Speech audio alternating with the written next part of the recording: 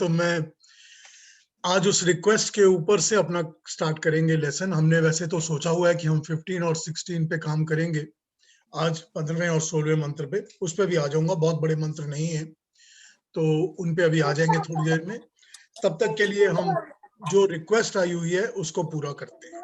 ठीक है, अपने अपने ऑडियोज को ऑफ कर लीजिए प्लीज।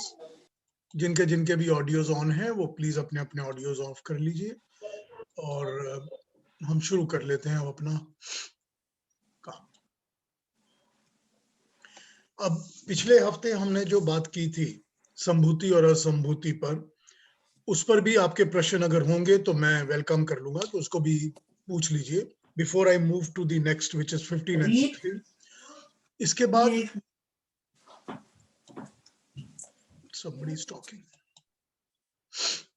तो ये इसके बाद यूं करते हैं कि मैं जो रिक्वेस्ट मुझे अभी आई है इस regarding the things we have spoken last week, उसको पहले पूरा कर लेते हैं। उसको पूरा करने के बाद we will go into the 15th chapter, और अगर आपने कुछ प्रश्न पूछने हो तो उसको भी मैं अटेंड कर लूंगा। प्रश्न ये आया था कि एक बार ये समझाने के लिए कि जो संबंध विच्छेद की बात हुई थी लास्ट टॉक के अंदर, कि जब सोते हैं या जब मेडिटेट करते हैं तो कौन से ऐसे संबंधों का विच्छेद होता है जो सुखकारी होते हैं।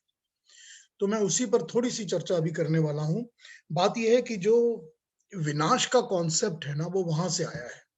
विनाश किस चीज का होता है? विनाश एक कनेक्ट का, संबंध का है।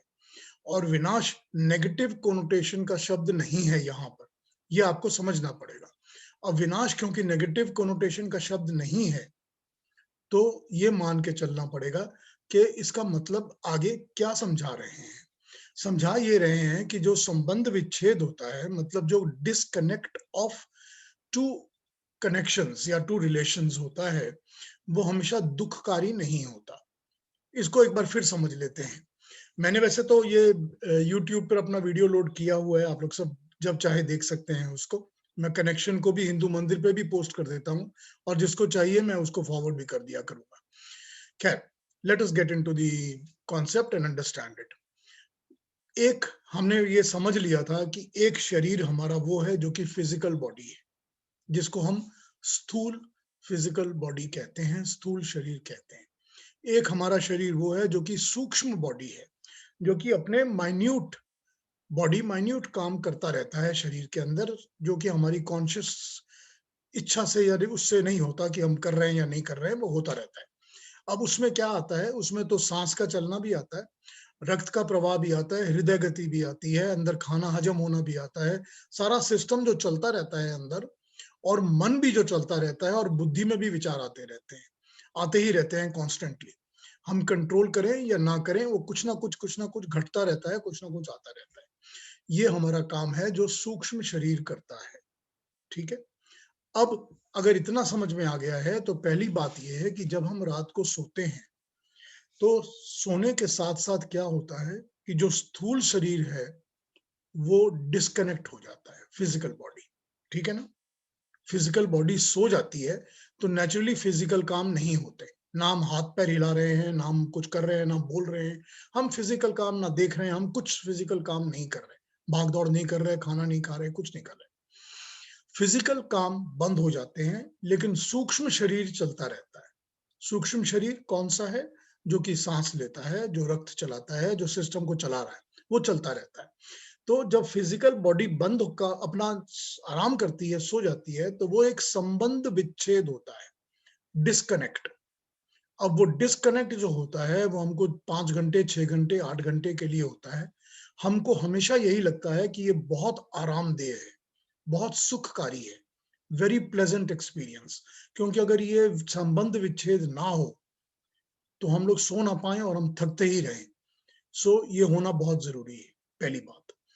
दूसरी बात, अब इस पर आ जाते हैं जो मैंने मेडिटेशन की बात की थी, कि जो लोग डीप मेडिटेशन में जा पाते हैं, जिनको इस चीज का एक्सपीरियंस है, और अगर एक्सपीरियंस नहीं है तो जिनका एक्सपीरियंस है उनकी बात को सुन के इसको समझ लीजिए, और बात ना सुननी हो तो योग दर्शन में मेडिटेशन के ऊपर पढ़ के देख लीजिए। ठीक है, सब जगह यही कहा जाता है कि जब इंसान मेडिटेशन में बैठता है और वो डीप मेडिटेटिव स्टेज में चला जाता है, डीप मेडिटेशन में चला जाता है, तो बॉडी के साथ संबंध विच्छेद तो होता ही है, क्योंकि जैसे सोते वक्त होता है वैसे ही बॉडी के साथ, फिजिकल बॉडी के साथ हो जाता है। लेकिन यहाँ मेडिटेटिव स्टेट में क्या होता है कि उसमें सूक्ष्म शरीर के साथ भी संबंध विच्छेद हो जाता है। कहने का मतलब ये है कि प्राण तो चलते रहते हैं, क्योंकि सांस तो चलती रहती है, मगर वो सांस बहुत माइन्यूट और सॉफ्ट हो जाती है, हल्की हो जाती है, धीमी हो जाती है, और वो ऐसे चलती रहती है कि जिसका आभास नहीं होता। दूसरी बात, रक्त प्रवाह भी चलता ही रहता होगा, लेकिन वो भी अपनी तरफ से धीरा हो जाता है। खाने पीने का काम, जो डाइजेशन का काम, जो एक्सक्रीशन का काम, वो सारे काम एकदम थोड़ी देर के लिए स्थगित हो जाते हैं। वो सूक्ष्म शरीर ना मन को काम उत्तेजित कर रहा है, कुछ मन में फीडिंग नहीं कर रहा, ना ब्रेन में कर रहा है, ना बुद्धि में कर रहा है। सो होता ये है कि उस वक्त मेडिटेटिव स्टेज में सूक्ष्म शरीर के साथ भी मोस्टली कनेक्ट छूट जाता है, डिस्कनेक्ट हो जाता है, संबंध विच्छेद हो जाता है। ये सिचुएशन जब जो मेडिटेशन में बैठते हैं, जब वो मेडिटेशन से लौटते हैं, उनसे पूछ के कभी देखिए कि वो कितना ज्यादा उस वक्त अपने आप को रिलैक्स्ड और आनंद के मूड में पाते हैं। बहुत बहुत सुखकारी एक्सपीरियंस है ये, बहुत सुखकारी एक्सपीरियंस है, चाहे थोड़े वक्त के लिए हो चाहे लंबे वक्त के लिए हो। जो लंबा वक्त भी होता है उसमें भी इतना टाइम निकल जाता है कि जो कि बॉडी के अंदर ना तो कोई, जैसे अब यूरिन की या बाथरूम जाने की जरूरत भी नहीं होती, और ना खाने की जरूरत होती है, ना भूख लगती है, ना डाइजेस्टिव सिस्टम कोई प्रॉब्लम करता है, क्योंकि उस वक्त वो सारा कुछ रिलैक्स्ड मोड में चुप बैठा होता है, जो कि सिर्फ और सिर्फ अपने अपने शांत होकर मेडिटेटिव स्टेट में रिलैक्स कर रहा है, उसी तरह जैसे कि सोते हुए फिजिकल बॉडी शांत होकर रिलैक्स कर रही होती है। समझ में आ रहा है ना? ये संबंध विच्छेद है। इसी संबंध विच्छेद के ऊपर आगे बात करते हुए ये कहा गया था कि जो मृत्यु होती है वो भी इस शरीर के साथ प्राणों का संबंध विच्छेद ही है। प्राण का संबंध विच्छेद इस शरीर के साथ, जब वो संबंध विच्छेद होता है तो हम उसको मृत्यु कहते हैं। लेकिन वो संबंध विच्छेद भी दुखकारी और कष्टकारी हो ये जरूरी नहीं है, वो भी सुखकारी होता है, वो भी आनंद देने वाला होता है। उसके लिए ये समझना पड़ेगा कि सुखकारी तब होता है जबकि हमको पता है कि ये शरीर थक चुका है, बूढ़ा हो चुका है, बेकार हो गया है, मेरे काम का नहीं रहा, मुझे इसमें से कुछ मिल नहीं रहा, अब इस शरीर को बदलने की जरूरत है। जिस तरह से कोई पुराना मकान हमको मूव करना पड़ता है, बदलना पड़ता है, उसी तरह से हमको शरीर बदलना है। जब आत्मा को ये आभास है कि मुझको शरीर बदलना है, मुझको ट्रैवल करना ही है, तो उसको ट्रैवल करना ही है, उसको शरीर में से निकलकर दूसरे शरीर में जाना है। अब ये कष्ट तभी देगा जब हम इस शरीर के साथ लगी हुई चीजों के साथ चिपके और जुड़े रहेंगे। अगर सांसारिक चीजों के साथ जुड़े रहेंगे, चिपके रहेंगे, तो हमको कष्ट होगा, ये पक्की बात है। अगर लोभ, लालच, अभिमान ये सारी चीजें हमको घेरे रहेंगी तो हमको 100% कष्ट होगा, होगा ही होगा, क्योंकि छूटेगा नहीं। हम छोड़ना ही नहीं चाहेंगे, तब छूटेगा नहीं, जब छूटेगा नहीं तो कष्ट होगा, क्योंकि छोड़ना तो पड़ेगा, तब खींचातानी होगी, तब हर्ट होगी। इसीलिए कहा गया है कि संबंध विच्छेद जरूरी नहीं है कि कष्टकर हो, सुखदायक होता है। सुखदायक अगर एक शरीर छोड़ के दूसरे शरीर में जाना पड़े तो उसमें कोई कष्ट नहीं होता, तब नहीं होता जबकि हमको ये ज्ञान है कि हमको ये करना है, और दूसरा हमारे पास कोई भी अटैचमेंट्स इस शरीर के साथ संबंधित चीजों के साथ बाकी नहीं है। This is what the mantra has tried to explain to us. अब वैसे तो अगला मंत्र जो 15वां मंत्र है वो कुछ कुछ इसी पर बात करता है, पर मैं उसके पहले एक बार पॉज करूंगा और आपसे पूछ लूंगा जिन्होंने मुझसे क्वेश्चन पूछे हैं कि is it clear to them और नॉट क्लियर टू देम, कि मैं दोबारा समझाऊं कुछ। बोल दीजिए मुझे आप लोग अपना भी ऑडियो ऑन नहीं, करके। ठीक ठीक लगा पीयूष, समझ में आ रहा था। बट ठीक है, दैट मीन्स कि आप कह रहे हो कि आनंद जो है वो नींद, स्लीप में भी है मेडिटेशन में भी है और मृत्यु में भी है, बिल्कुल तीनों में है। मतलब बिल्कुल आनंद, ठीक। अगर आप उसी तरह से हर चीज के साथ समझ के उनको अपना वो करें। देखो जब सोते हो तो ये हाँ तो जी। सब चीजें छूट जाती हैं कि मेरी ये प्रॉपर्टी भी पड़ी है, मेरा बेटा भी ये कर रहा है, मेरा वो भी हो रहा है, मुझे पैसे भी कमाने, वो सब छूट जाता है।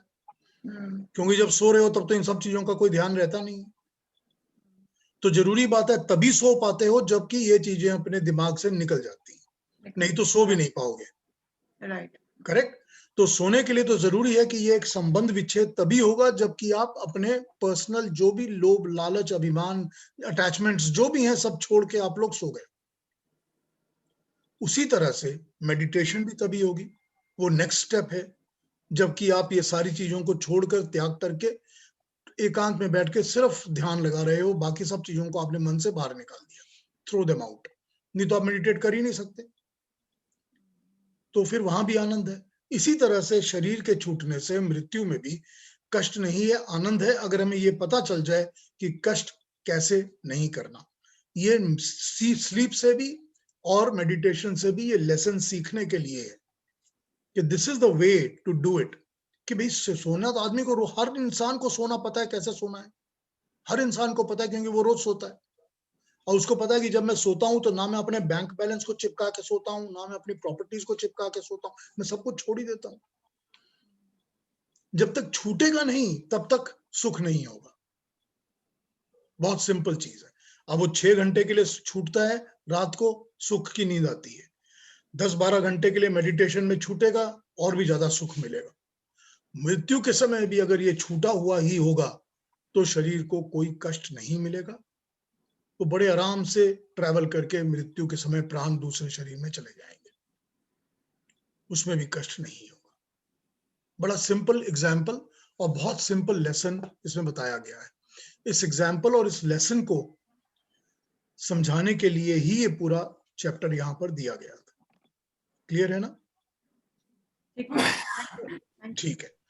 अभी जो मुझे पुराने एक चैप्टर्स पे हमने जो बात की है, जो हमारे इस उपनिषद का, अपने ईश उपनिषद की मैसेजेस हैं, कि जो पहले वाले 3 जो हमारे मंत्र थे, उन मंत्रों ने हमको ये बताया था कि what is the precondition that you must meet, prequalifications that you must meet before आप ज्ञान प्राप्त करने का अटेम्प्ट भी कर रहे हो।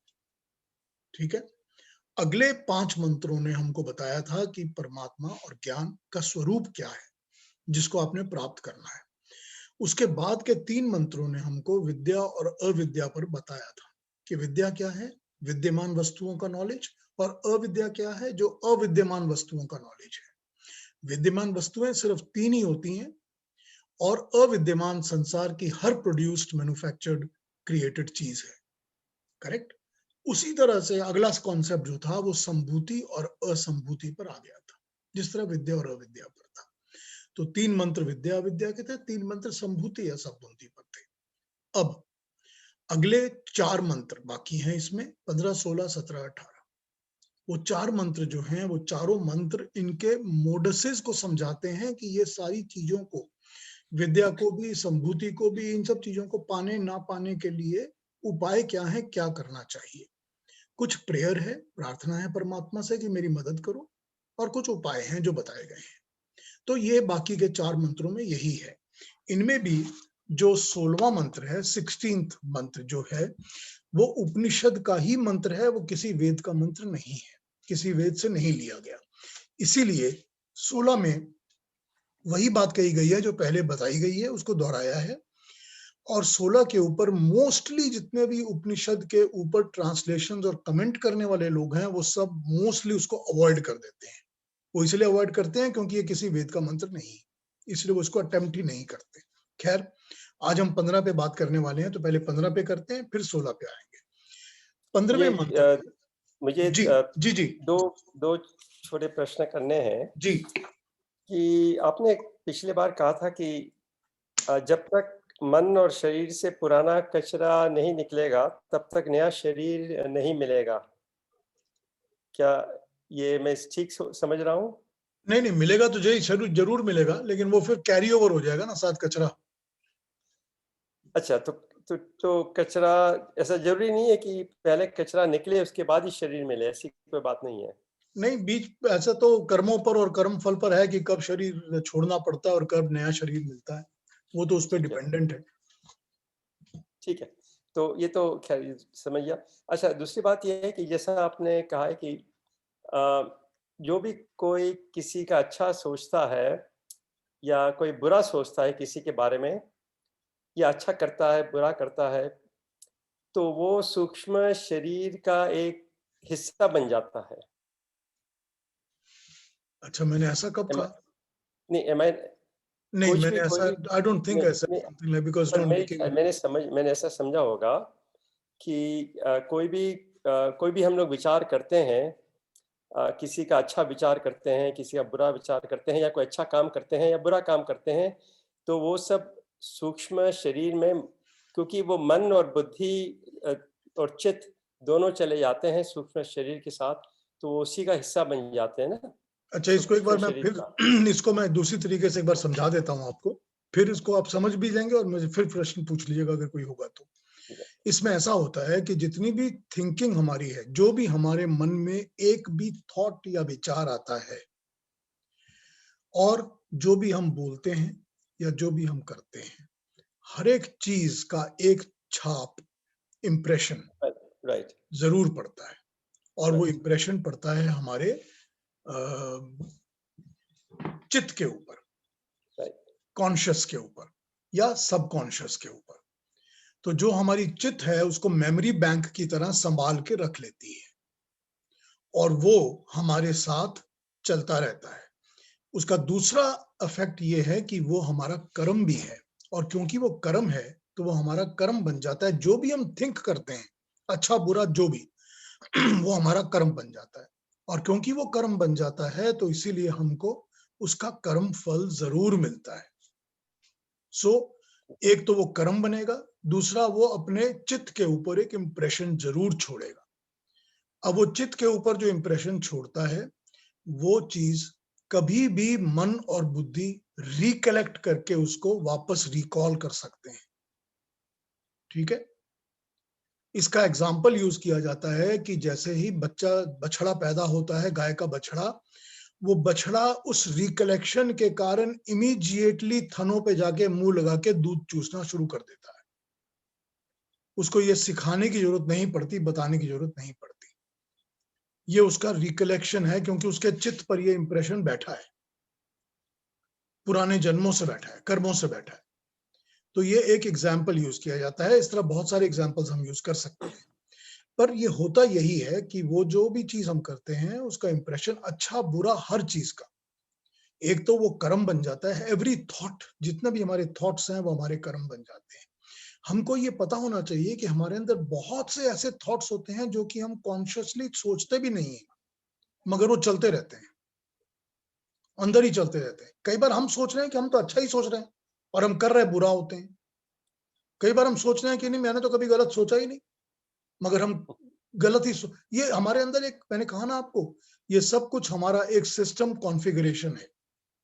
हम सब इंसान अपने अपने सिस्टम्स के साथ एक सिस्टम कॉन्फ़िगरेशन कर लेते हैं और हम समझते हैं कि बस वही फाइनल है।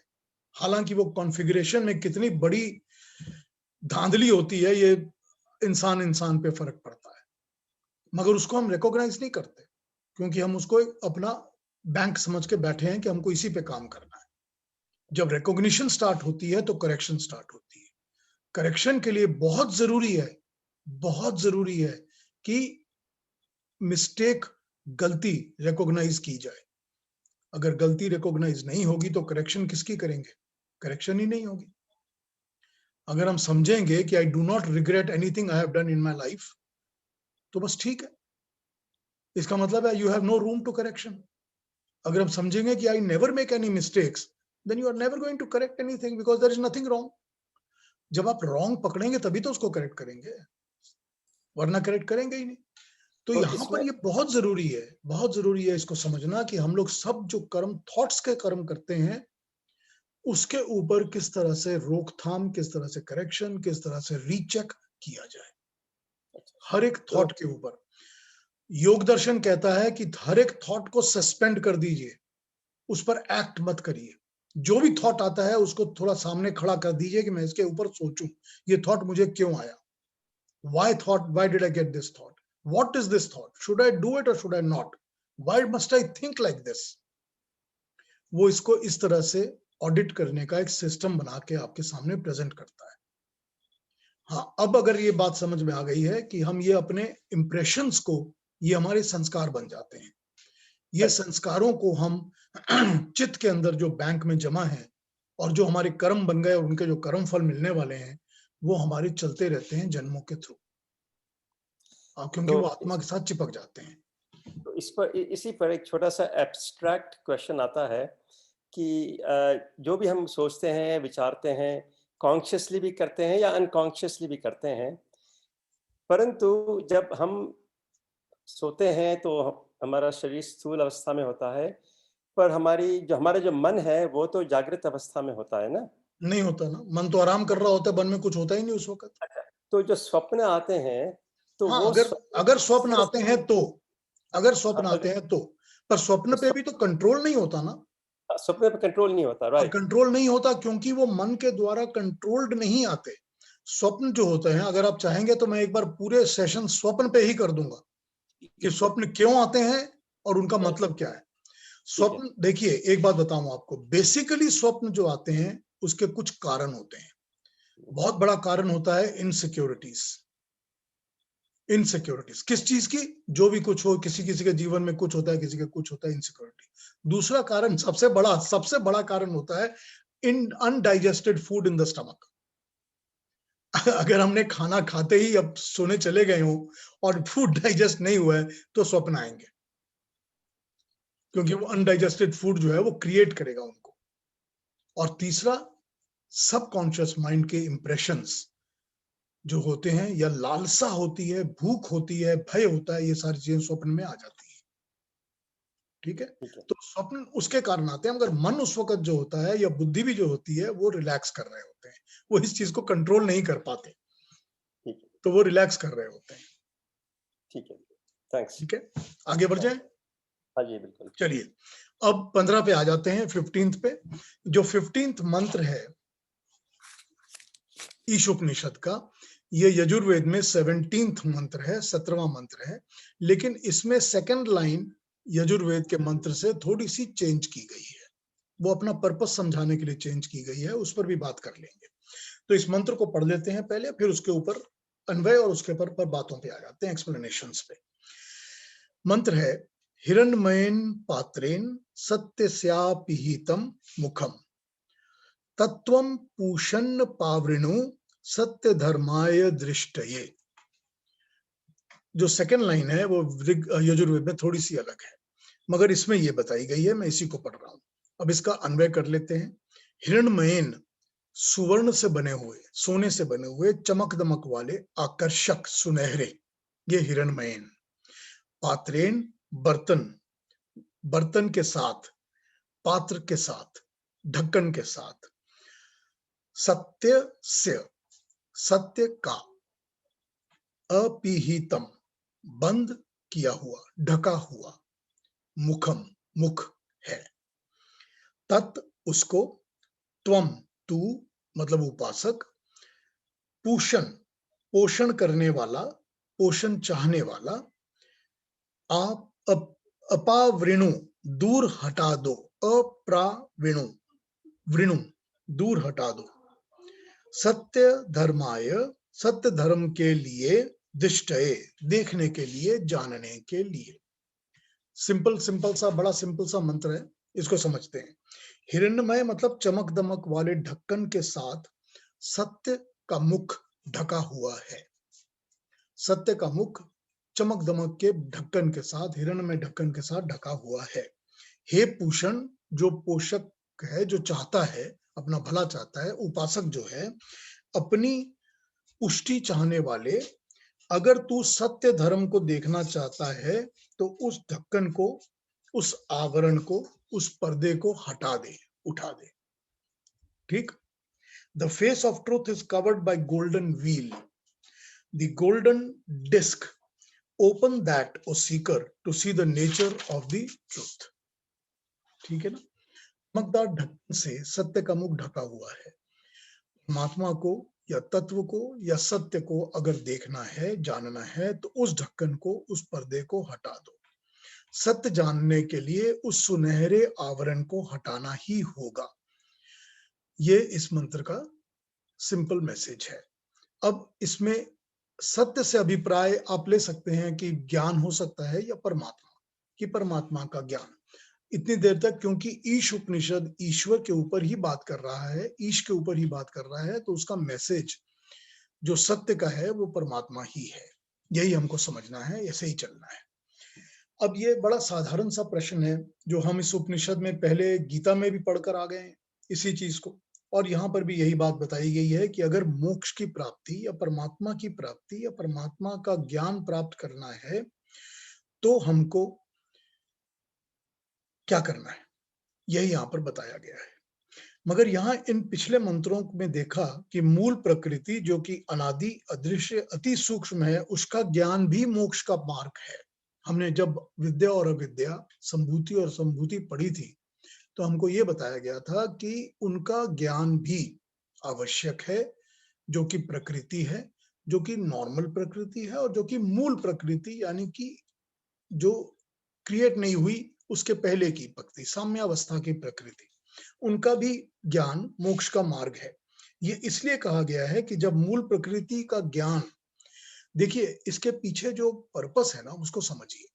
जब इंसान मूल प्रकृति के ज्ञान की तरफ बढ़ेगा कि मुझे पता करना है कि अल्टीमेटली ये सारी क्रिएशन बनी कैसे है, बनती कैसे है, ये जो हम बात करते हैं एटम्स की, एटॉमिक पार्टिकल्स की, मॉलिक्यूल्स की, परमाणुओं की, ये परमाणु कैसे बनते हैं, कैसे तैयार होते हैं, कैसे इनका रूप स्वरूप बनता है, कितने इकट्ठे होते हैं, किसमें मैग्नेटिक शक्ति आती है, किसमें ग्रेविटेशनल आती है, किसमें रिपल्सिव आती है, मुझको इन सब चीजों का ज्ञान प्राप्त करना है।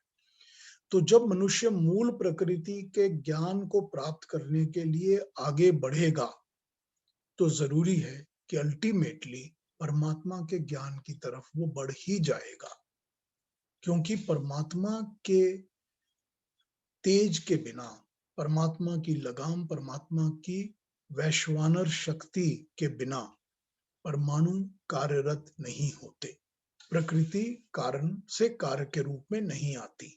यह हम देख चुके हैं, पहले पढ़ चुके हैं।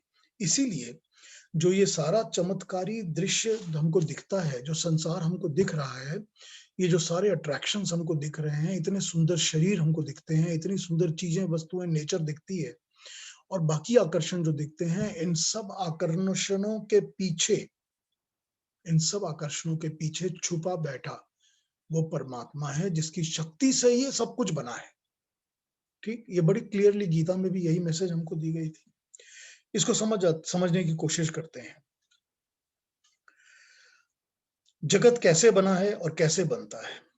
जब उस वैश्वानर अग्नि यानी कि जो विश्व को बनाने वाली अग्नि है, तेज है, उस शक्ति का ज्ञान हमको मिलता है तो हमको ये समझ में आ जाता है कि ये परमात्मा की शक्ति है, ये परमात्मा का ज्ञान है जो कि हर परमाणु पर तेज के रूप में चढ़कर, आरूढ़ होकर त्रिगुणात्मक शक्ति, सत्व, रजस और तमस या इलेक्ट्रॉन, प्रोटॉन, न्यूट्रॉन, इन तीनों की शक्तियों को बहिर्मुखी बनाकर, एक्सटर्नलाइज कर ये सारा ब्रह्मांड का काम शुरू हो जाता है।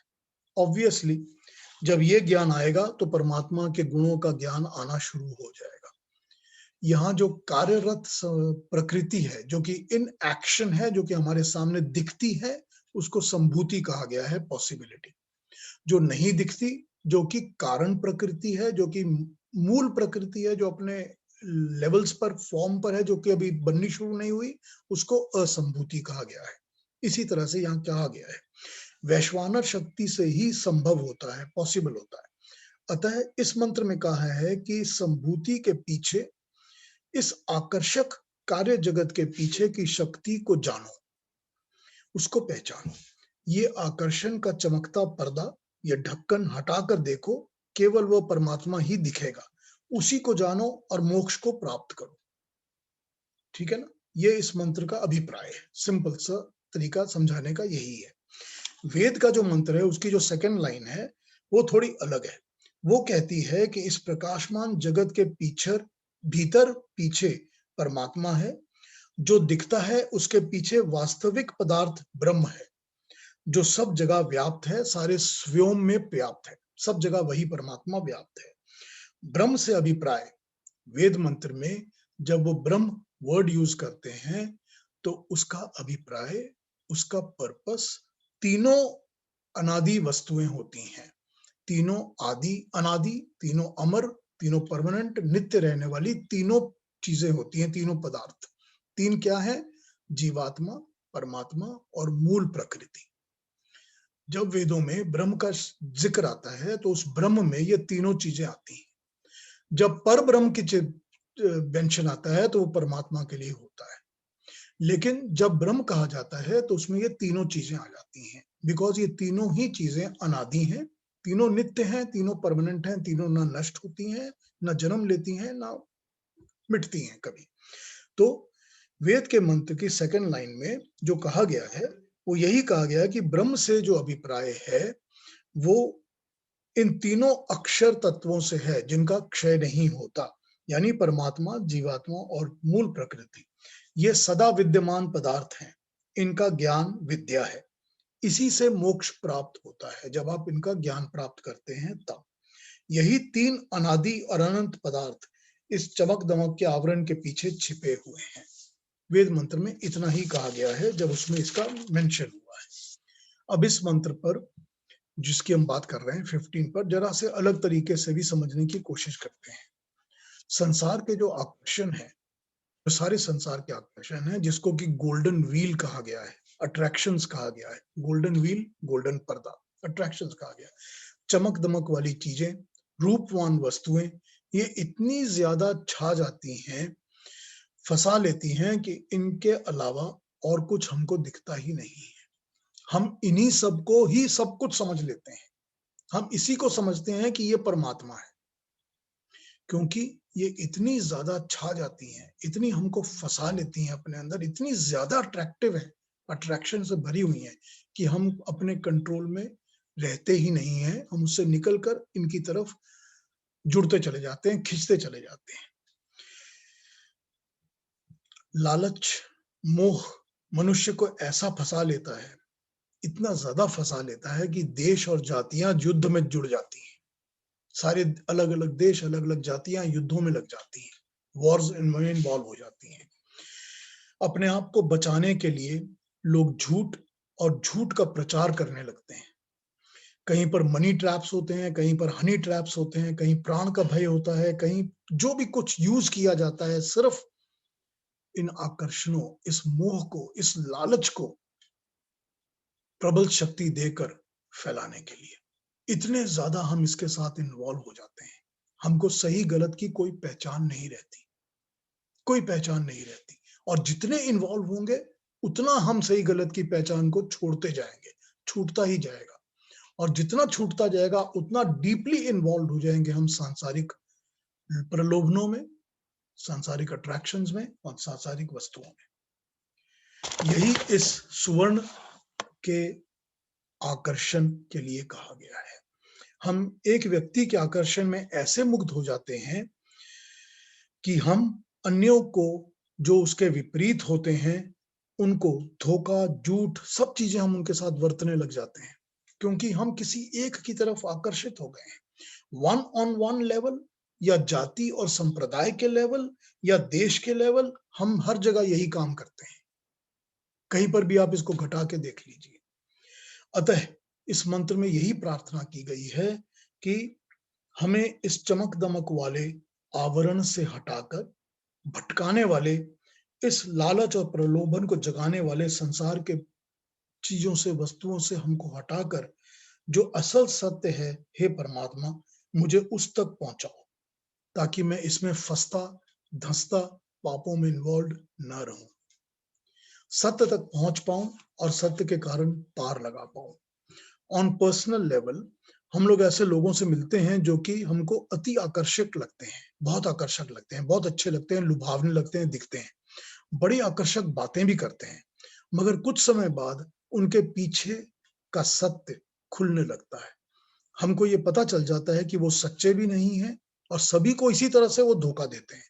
परफॉर्मेंस कुछ होती है, बातें कुछ होती हैं, ये हमको दिखने लग जाता है और कई बार तो वो आकर्षण हटता ही नहीं है और हम सत्य को जान ही नहीं पाते। हमारा अहंकार बाधा बन जाता है। मैं अपनी पर्सनल लाइफ में एक ऐसे इंसान को जानता हूं जो मेरा बहुत संपर्क में बहुत निकट का था, शुभ चिंतक था। मेरे एक विरोधी के साथ मिलने गया। जिस दिन वो विरोधी से मिला, उसके अगले दिन से मेरा अपमान करना उसने शुरू कर दिया। क्यों? क्योंकि वो विरोधी इतना आकर्षक था कि वो उस आकर्षण को छोड़ नहीं पाया। ये एक मेरी बात नहीं है, ये मैंने एक बहुत छोटा सा अपने लाइफ का एग्जाम्पल यूज किया, लेकिन ये हम लोगों के साथ जीवन में अक्सर होता रहता है। और ये आकर्षण जरूरी नहीं है कि शारीरिक सौंदर्य का आकर्षण ही हो। आकर्षण पोजीशंस का हो सकता है, आकर्षण बिलीफ्स का हो सकता है, आकर्षण मनी और पावर का हो सकता है, कोई भी चीज हो सकती है, लोभ लालच हो सकता है, या ये भी हो सकता है कि अगला मेरे ईगो को फैन करने के लिए कॉन्स्टेंटली मेरी प्रेज करता जा रहा है और मैं इसीलिए उसकी तरफ आकर्षित हूं कि ये तो बहुत अच्छा है, मेरे को हमेशा बहुत ही अच्छा बोलता है ना? कोई भी चीज का आकर्षण इसी तरह होता है। और अगर इसी चीज को इंडिविजुअल लेवल से हटाकर आप समुदाय पे लगा लें, किसी भी एक ग्रुप पर, किसी एक जाति पर, किसी भी एक देश पर, ठीक इसी तरह से काम होता है। और उस आकर्षण के कारण हम ना रियल सत्य को देख पाते हैं, रियल सिचुएशन को भी हम नहीं देख पाते, क्योंकि हमारा अहंकार हमको दबा के रख देता है। हमको ये जानने ही नहीं देता कि तुम्हारी थिंकिंग, तुम्हारी सोच को ऑडिट की जरूरत है, उसको करेक्ट करने की जरूरत है कि ये सत्य पथ नहीं है। यह हमें सोचने ही नहीं देता। जो बृहदारण्यक उपनिषद है, बृहदारण्यक, उसमें सत्य को डिफाइन, परिभाषित किया गया है। सत्यम शब्द के बारे में बताया गया है। स प्लस ती प्लस यम, स प्लस ती प्लस यम, दैट इज सत्यम। स जीवन का वाचक है, जो जीवन चलाता है। ती नाशवान ब्रह्मांड के लिए कहा गया है। ती जिसका नाश होगा, वो वाला ब्रह्मांड जो कि नाशवान है। और यम जो इन सब चीजों को नियम में बांधकर नियमक है। इन सब चीजों को, स को भी ती को भी नियम में बांधता है। ये सत्यम है। ब्रह्मांड को नियम में रखने वाला वो सत्यम है। ये इस तरह से सत्यम को बृहदारण्यक में डिफाइन किया गया है। पहला अक्षर स, उसमें स्वर है, ये अविनाशी है, सदा रहने वाला है। त उसमें स्वर नहीं है, वो विनाशी है, अनृत है, मगर है इन दोनों के बीच में और दोनों तरफ के स्वरों से ये जुड़ा हुआ है। यह नियम और नियामक, जो नियम को बनाता है, संस्थापन करता है, वो है। तो यम और स, इनके बीच में ती है, ये सत्यम है। ती जो है वो विनाशकारी है, विनाश होने वाला है, अनृत है, परमानेंट नहीं है, लेकिन क्योंकि ये दोनों के बीच में टिका हुआ है, इसीलिए ये अनृत जगत, संसार दोनों ओर से अनादि तत्वों से जुड़ा हुआ है। मैसेज ये है कि सत्य को प्राप्त करने के लिए सत्य द्वारा ही प्राप्त किया जा सकता है, अन्यथा नहीं। सत्य को अगर प्राप्त करना है तो केवल सत्य के द्वारा ही प्राप्त होगा, दूसरा कोई शॉर्टकट और दूसरा कोई तरीका नहीं है। ये बृहदारण्यक ने शब्द को डिफाइन करके अपनी मैसेज को समझाने की कोशिश की है। और सत्य को किसी आवरण की आवश्यकता नहीं होती। जो ट्रुथ होता है उसके लिए कोई भी ढक्कन की जरूरत नहीं होती, उसको छुपा के रखने के लिए, उसको ड्रेसअप करने के लिए जरूरत नहीं होती। ये समझना पड़ेगा। और उसको हटाने, अगर कोई ढक्कन हमको दिख रहा है, हमारी आंखों के आगे कोई चीज है जो हमको देखने में बाधा दे रही है, कोई पर्दा लगा हुआ है, तो हम यही प्रार्थना परमात्मा से कर रहे हैं कि उसको हटा दीजिए, ताकि हम सत्य को और सत्य के रूप को देख सकें। ईश्वर तक पहुंचने के लिए इतने आकर्षण, इतने हिरणमयी, सुनहरे, जो विश्व के अल्टीमेट सत्य को ढके हुए हैं, जो बाधा बने रहते हैं, जो भटकाते रहते हैं, उस स्वर्ण रूपी पर्दे को हम भगवान मान बैठते हैं। ये जो आकर्षण है ना, हम इन्हीं आकर्षणों को भगवान मान बैठते हैं। कहते हैं ना कि मेरा किसी का गॉड तो मनी है, किसी और का गॉड कोई पॉलिटिकल बिलीफ है, किसी और का गॉड कोई और एक पुस्तक है। हम इस तरह की बातें करते हैं ना, ये वही बातें हैं कि हम उन्हीं चीजों को इतना ज्यादा पूजते हैं कि हम इसको एक्सेप्ट करके ओन करें या ना करें कि वो मेरा भगवान है, मगर इन लिटरल सेंस वो हमारे लिए भगवान बन जाता है। इतना इंपॉर्टेंट हो जाता है कि हम उसी को सारा इंपॉर्टेंस देते रहते हैं हर वक्त। और यही होने के कारण छूट पाना बहुत कठिन हो जाता है कि हम इन आकर्षणों से, क्योंकि हमने अपने मन और बुद्धि को उसके साथ बांध लिया है, और बांध लिया है तो हम उससे छूट ही नहीं पाते। छूट पाना ही मुश्किल हो जाता है, और वो इतना हमको सुख देते हैं कि हमको लगता है कि यही अल्टीमेट है। वो बहुत आराम दे रहे हैं, हम उससे छूटने का मन भी नहीं करना चाहते। आंखें, ज्ञान, मन, इंद्रियां सब इसी में लगी रहती हैं, इसी में रत रहती हैं, भोग में मगन रहती हैं, और अपने अभिमान के बियॉन्ड हमको कुछ और दिखता ही नहीं है कि मैं और मेरा बिलीफ और मेरी बुद्धि और मेरा मन और मेरा सोचने का तरीका और मेरा कर्म, हमको इसके बियॉन्ड कुछ दिखता ही नहीं। इसी में हम बंधे रहते हैं। इसीलिए इस मंत्र में प्रार्थना की गई है कि हे परमात्मा, मुझे छुटकारा दिलाओ इन सभी आकर्षणों से, ताकि मैं सत्य तक पहुंच सकूं। सबसे पहले तो बाहर की वस्तुओं से छुटकारा मिलने से पहले अपने अंतःकरण में, अपने अंतर मन में, अपने ही सिस्टम के अंदर हमको छुटकारा ढूंढना पड़ेगा। जब अपने अंदर छुटकारा ढूंढेंगे तो बाहर की वस्तुओं का छुटकारा अपने आप होना लग जाएगा। जब अपने मन में आ जाएगी कि ये काम गलत है, मुझे नहीं करना, तो वो काम आपको अट्रैक्ट नहीं करेगा। जब अपने मन में ये बात आ जाएगी कि ये खाना मुझे नहीं खाना, मैं बहुत पसंद करता हूँ, मुझे बहुत अच्छा लगता है, मैं बहुत टेस्ट पाता हूँ इसमें से, लेकिन मुझे नहीं खाना। क्यों? क्योंकि व्हाटएवर, शरीर के लिए ठीक नहीं है, मान्यताओं के लिए ठीक नहीं है, मेरे विचार के लिए ठीक नहीं है, क्योंकि ये मुझे भटकाता है, जो भी कारण है, मुझे ये नहीं खाना। जब ये अंदर से आवाज आ जाएगी तो वो लोभ, उस खाना खाने का लोभ छूट जाएगा। इसी तरह से अंदर से जब ये एहसास होगा कि मुझे छोड़ना है, मुझे छूटना है, मुझे अपने अभिमान से छूटना है, मुझे, जो मैं हमेशा यही समझता हूं कि I can never be wrong, I do not regret anything, उससे छूटना है। जब ये छूटने का थॉट दिमाग में आएगा, घर करेगा, बैठेगा, तब छूटना शुरू हो जाएगा। हमेशा की तरह मैंने पहले भी ये बात कही है कि अपने ऊपर करेक्शन सबसे ज्यादा डिफिकल्ट होती है, सबसे ज्यादा चैलेंजिंग होती है। शुरू में बहुत पेनफुल होती है, क्योंकि लगता है कि मैंने तो जो इतनी चीजें पकड़ के रखी थी सारी जिंदगी से, वो मैं कैसे छोड़ दूं, कैसे छोड़ूं? मैंने तो सारी, यही तो मेरा धरोहर है, यही मेरी प्रॉपर्टीज है, इसको मैं कैसे छोड़ सकता हूँ? लेकिन छूटेगी तो सही। अगर नहीं छोड़ेंगे तो कष्ट होगा। तो मृत्यु के समय जब छूटेगी तब खींचातानी होगी और कष्ट होगा। उसी से हमने बात शुरू की थी आज। छूटेगी तो जरूर। तो अगर सत्य को पाना है तो छोड़ना पड़ेगा। आकर्षणों को, लोभ को, लालच को, अभिमान को छोड़ना ही पड़ेगा, वरना सत्य अपने सत्य रूप में सामने कभी भी हमको नहीं दिखेगा, कभी भी नहीं दिखेगा, वो छुपा ही रहेगा। तो ये प्रार्थना की गई है कि पर्दे के पीछे के संचालक उस विश्व शक्ति से परिचय को पाने के लिए, हे परमात्मा, मुझे इन सब झूठी लालसाओं से, झूठे आकर्षणों से बाहर निकालो। अब वो परमात्मा एक ही है शक्ति जिसको हम पुकारते हैं जब भी हमको मदद की जरूरत होती है।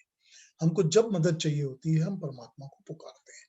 यही गीता में कहा गया था, ऑलमोस्ट हर एक चैप्टर में कहा गया था कि जब तुम्हारे से ये काम ना हो सके तो तुम मुझे बुलाओ, मुझे पुकारो, मैं तुम्हें हेल्प करूंगा। बिल्कुल यही बात हर चैप्टर में बताई गई थी। वही बात यहाँ भी है। वही बात यहाँ कही गई है कि ये आकर्षणों से छूटोगे तभी सत्य को समझ पाओगे।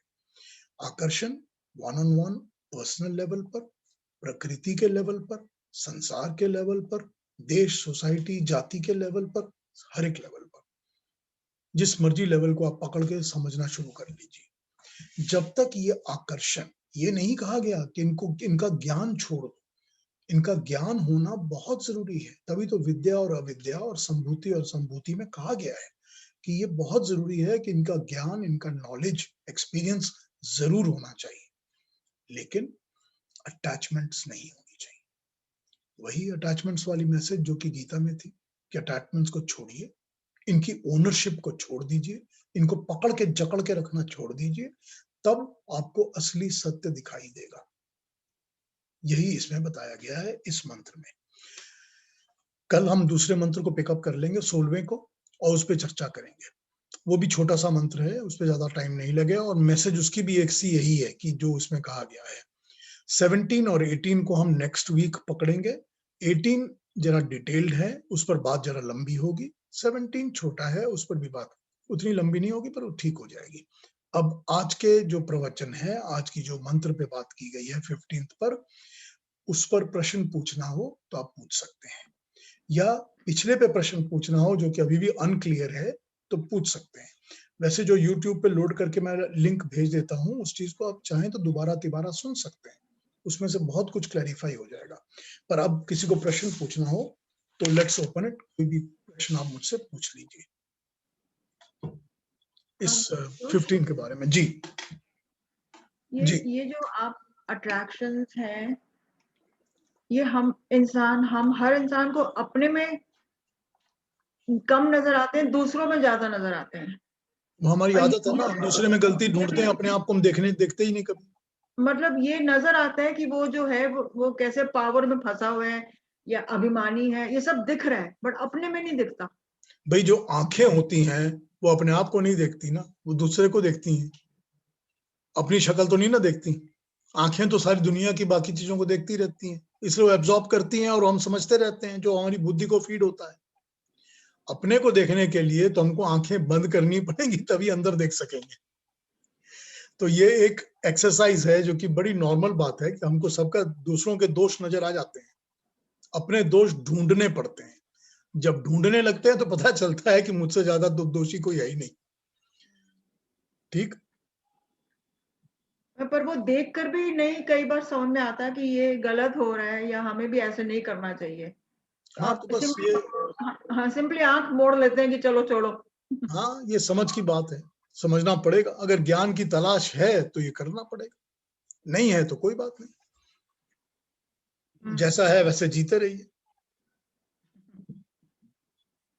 जी हाँ जी, कोई और प्रश्न?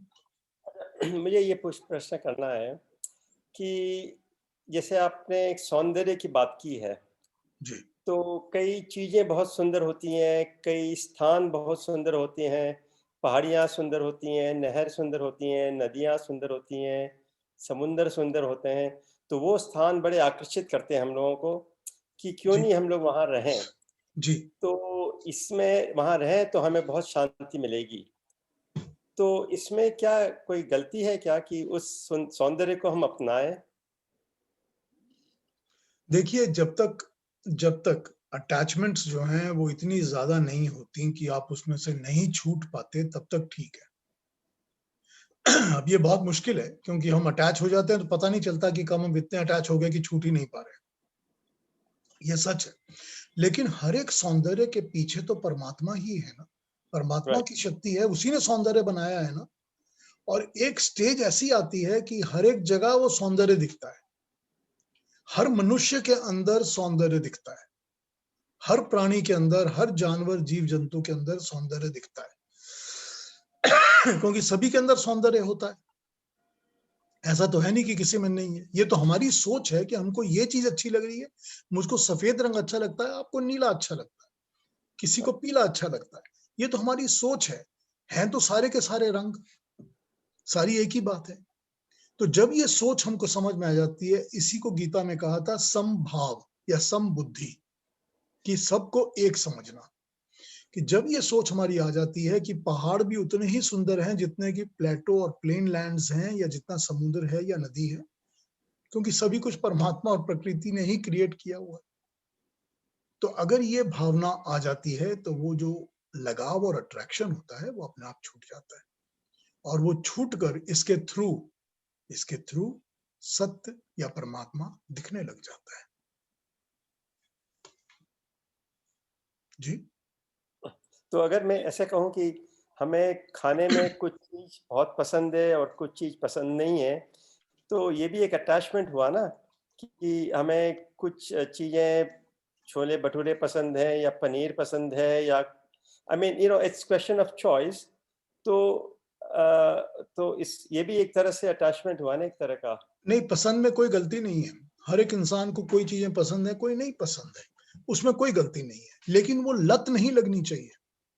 ऐसा नहीं है कि बिना छोले भटूरे के मेरा काम ही नहीं चलता, मुझे रोज खाना ही है। Right, correct.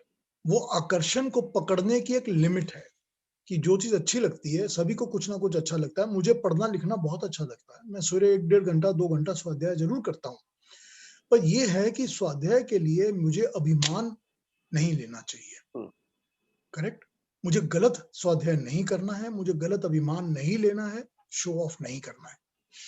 अगर ये चीज है तब ये छूटेगा या नहीं छूटेगा उसमें कष्ट नहीं होगा।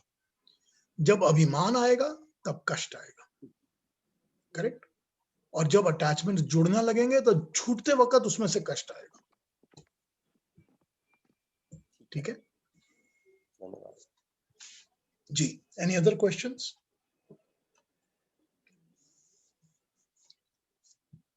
अभी 2-3 मिनट बाकी हैं, तो ये नेक्स्ट वीक हम काम करेंगे 17 और 18 के ऊपर। उसमें से जितना अगर लेफ्ट ओवर हो जाएगा तो 1 हफ्ता और चलाएंगे। उसके बाद मैं कंक्लूजन पर आऊंगा। जब कंक्लूजन पर आऊंगा तो एक बार समरी ले लूंगा पूरे ईश उपनिषद की, और समरी के बाद भी अगर आपने कोई प्रश्न पूछने हो तो जरूर पूछ सकते हैं, all through, there is no restrictions.